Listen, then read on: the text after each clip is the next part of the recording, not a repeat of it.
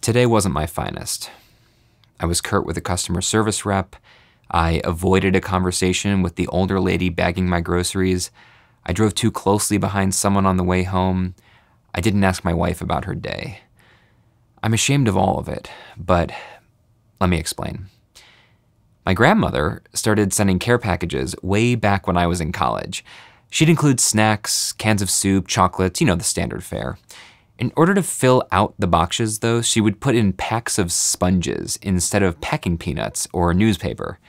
She was quirky that way. This practice continued into my 30s. As she got older, she also became more generous with the care packages, making them larger and sending them more frequently, which, of course, necessitated more and more sponges. I would always complain, "Grandma, I'm literally drowning in sponges. I can't use them fast enough. I have dozens piled up in the cabinet." "Well, suppose that's your problem," she would say. Last year in March of 2020, my grandmother passed away. It happened just 2 weeks after the first pandemic lockdowns, so we couldn't visit beforehand or be there in her final moments. We had no funeral and no closure. My grandfather couldn't even accompany her in the ambulance, getting the news she died via a phone call from the hospital hours later.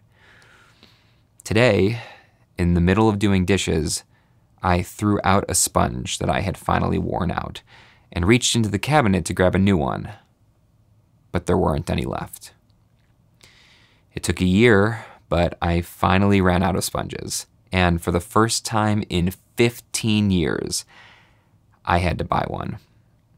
I didn't even know where to find them in the store. The customer service rep had to point me to the correct aisle. The bag lady joked about bagging a single pack of sponges.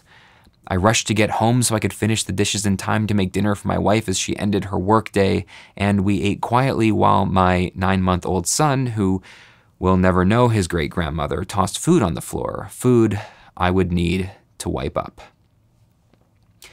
It wasn't anybody else's problem that I was in a bad mood, nor would it have made sense to explain it to a stranger in a grocery store. But today reminded me that everyone, and I mean everyone, is fighting an internal battle.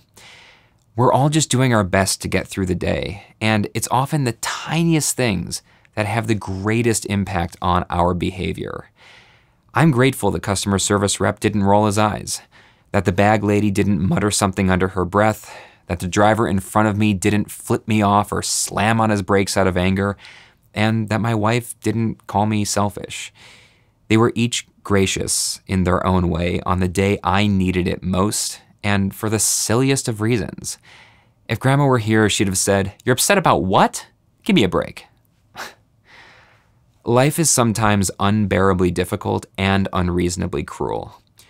Let's all give each other a break.